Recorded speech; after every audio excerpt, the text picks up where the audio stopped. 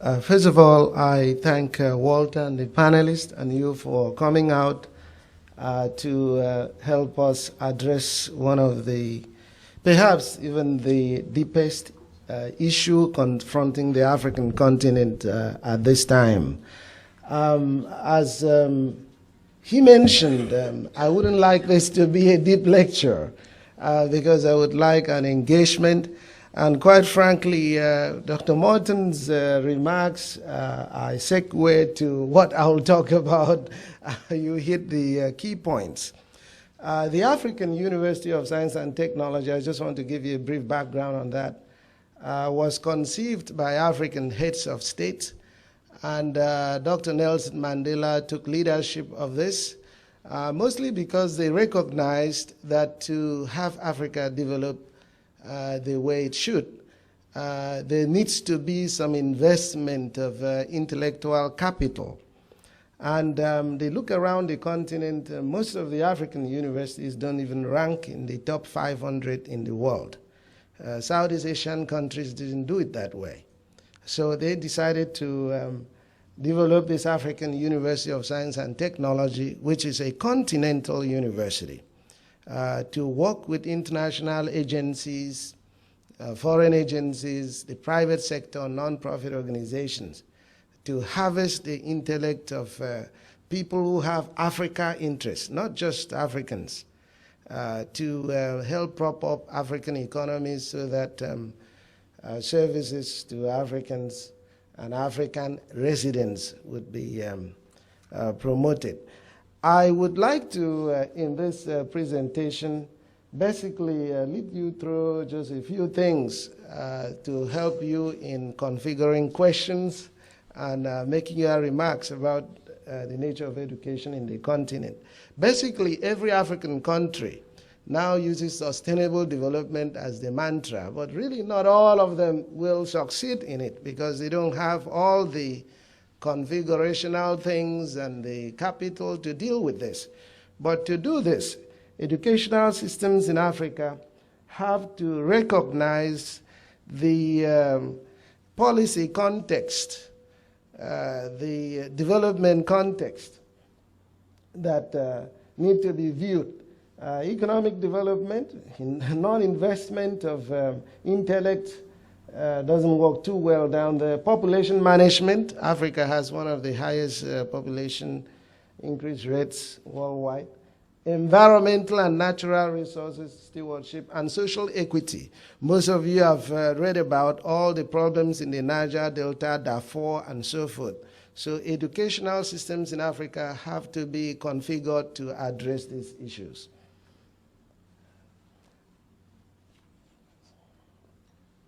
Keep going.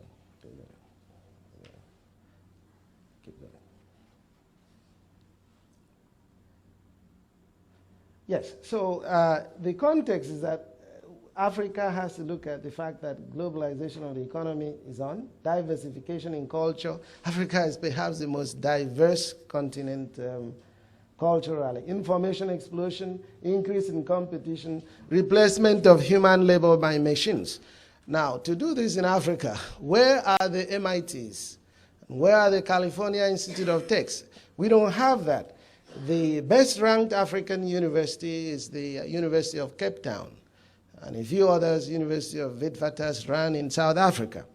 The latest ranking, not a single African university ranked among the top 500 in the world. So we are taking steps to reverse this, create a framework for a lot of people from the diaspora and even indigenous Africans who live in Africa to participate in science and technology, establish collaborations across the board, and help drive African economies up so that the governments can be more stable. Of course, the governments have the role of providing goods and services for their citizenry, and that is enabled by economic development. And non-investment of intellect has been one of the major problems in African economic development plans. Basically, you have very large projects because it always comes to funding. How are you going to fund this? The GDPs of most of the countries is very low. Even then, the percentage of the GDP that they invest in capital and knowledge creation is very, very low. It's the lowest in the world. So there's got to be some supplement to their capacity to do this. And some of us are arguing that for very large-scale projects, African governments should place a requirement that at least 10% of the project budget should be devoted to support of educational initiatives, and also that when you have such large projects of constructing a dam, this could be $200 million. Why can't $2 million be used to engage a local university to work on the projects, supply technicians, and study the projects, not just for helping those schools, but for the issue of sustainability? What happens? Who sustains the projects?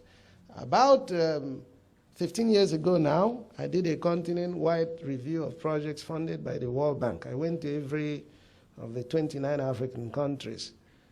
So that was one of the major problems. The projects could not be sustained. There are still large projects that have been abandoned because there was no sustainability plan. And one of the key factors of those have been lack of technical expertise and engagement of those who would have helped do that. Now, of course, this country, as you know, was built on the harvesting of the intellect of Americans, some of them immigrants who came. There's no such system in Africa. Even with advancement in knowledge, you often do not have mechanisms for engagement of that knowledge in governance systems, in private sector development things, be there at the federal, state, or local levels. In this country, you are perhaps aware of the how agriculture was developed, a number of land grant institutions, some of which I attended and some of which I taught at. The Iowa State University, Oklahoma State University, Michigan State University. They have very strong extension programs. As a matter of fact, University of Michigan even took this overseas. There are several alliances that they have with universities in Asia. Even Nigeria's premier university, the University of Nigeria in Nsukka, was in 1962 developed by Michigan State University. But you don't have such things anymore. I bet in the 60s, towards the end of the 1960s, what happened is that military governments took over and then drove off a lot of the missions that were responsible for doing this and broke alliances with foreign universities. Now, of course, there is a renaissance. Africa needs to sit up.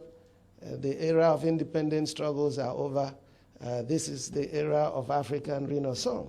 And I hope that you all will engage with us. I have a lot more information for you, but as I had promised earlier, I don't want to take up all your time, but as we discuss, I will bring out some of the issues and some of the things that we've done to try to address them. I see some people who've been engaged in that process, even in the audience. Primary among them is Dr. Bassi, sitting there, who is the Director General of the Directorate for Technical Help across Africa. And we are hoping to build alliances with you and your organizations to improve educational support systems in Africa. I thank you very much for the opportunity to chat.